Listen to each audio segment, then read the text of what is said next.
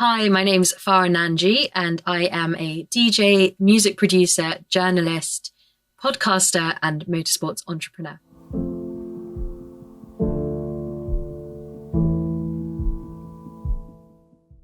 I think there were a couple of, key triggers. But most notably, for me was that I was growing up, it's very introverted, I was a tomboy, and I was also quite bullied in school. And I somehow found my solace through learning the guitar, learning the Spanish guitar, and understanding from a young age what music can do to the mind and to the body, and how to transmit, some of the negativity we might experience in our spaces and become positive about it. And I'd also found that sort of similar feeling through motorsports. I was competitively karting in my younger days. And then suddenly there was this moment where basically in my teenage years, at the age of 15, I was diagnosed with dyspraxia.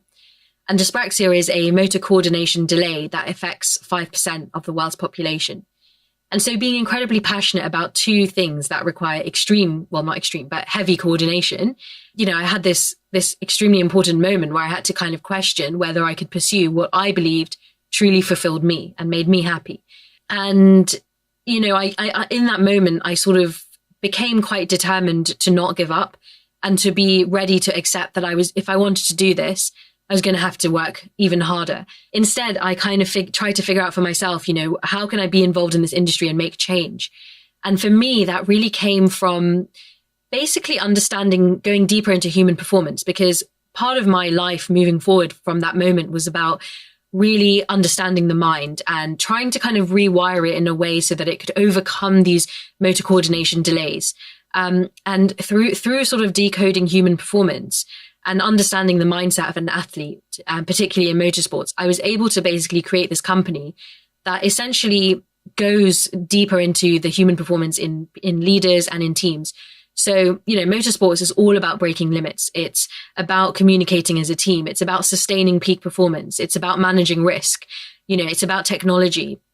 It's about so many things. And all of those lessons can kind of be transmitted to a corporate audience or the communities that we work with. And what we really encourage people to do at the heart of it, at the core of it, is really about breaking your limits and going beyond your comfort zone. Because in the end, I do believe that nothing great has been created from a comfort zone. All of those innovations, we as a species need to learn how to adapt. We've always had to. It's been survival of the fittest. So understanding how to sort of free ourselves from our mind and not be defined by our limits is something I'm very passionate about, and giving that back to other people as well. And also in the same vein, music for me, it is about healing, because that's what it gave me in my childhood. And so every time I create a piece of music or I, perform a DJ set, that sort of healing sort of power is front of mind.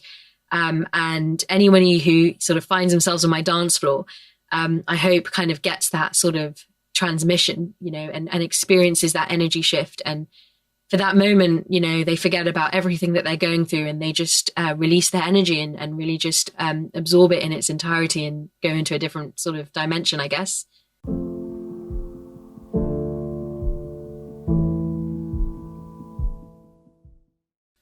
I think hunger and food security is one of the top sort of pressing issues that we need to figure out, because it's astonishing that we actually already produce almost enough to feed the world twice over.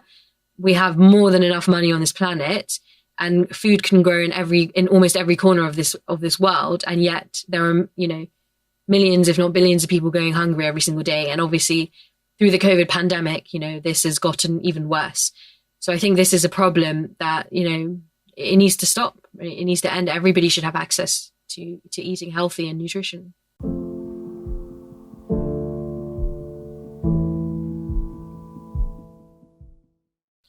As a musician, ultimately, I do want my work to touch and transform as many people's lives as possible.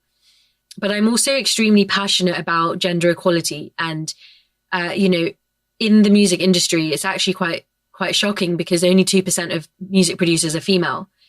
And so I am really passionate about wanting to help kind of change this balance.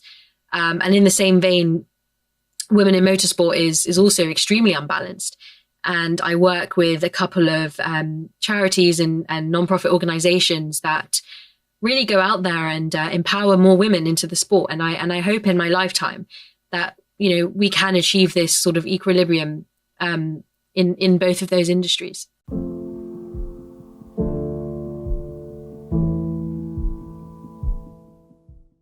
I'm not a pessimist, and I hope and believe that humanity will survive. I just think it's down to each and every one of us going deeper in our responsibilities, because in the end, it's not down to anybody else to clean up behind us. It's down to us to be aware of the spaces that we live in and to take care of them and to leave it in a better place than how we found it. And so collectively as a world, if we can do that together, and also respect all the beautiful forms of life that far outnumber us, then absolutely humanity should be able to survive.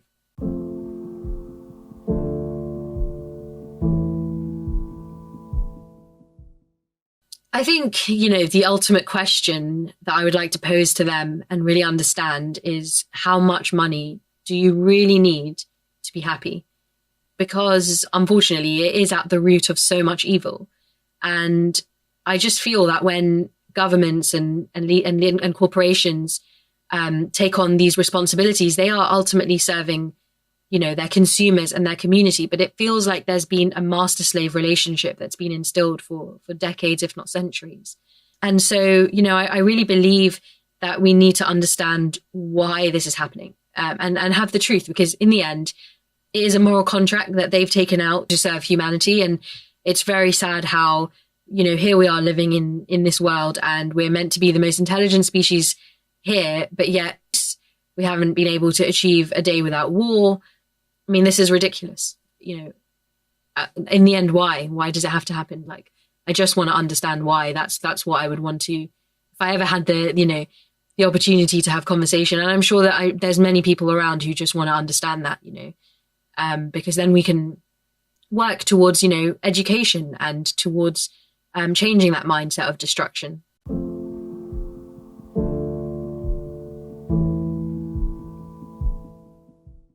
I think, and if I may, speak for all artists and creators, I think the best way that you can help me or any musician or any creator is really kind of supporting the artist directly. So purchasing their work instead of streaming, and making sure that you're sharing their work as well. That's, the best way that you can support myself and any other creator. And it's only the masses that can put the creator back in the center of that and take away that power from, the giants that have sort of stamped all over the system.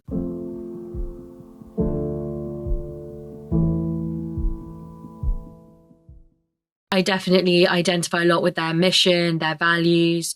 I'm extremely passionate about education. My family are educators. And so, I got connected to it through one of my best friends, Tessie de Nassau, who is a superwoman.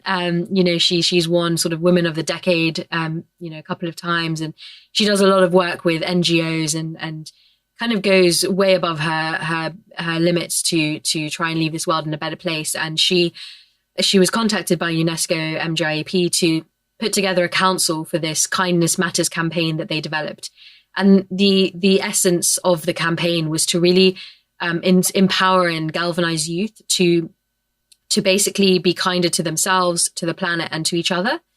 And so over 1 million stories were sort of submitted and shared.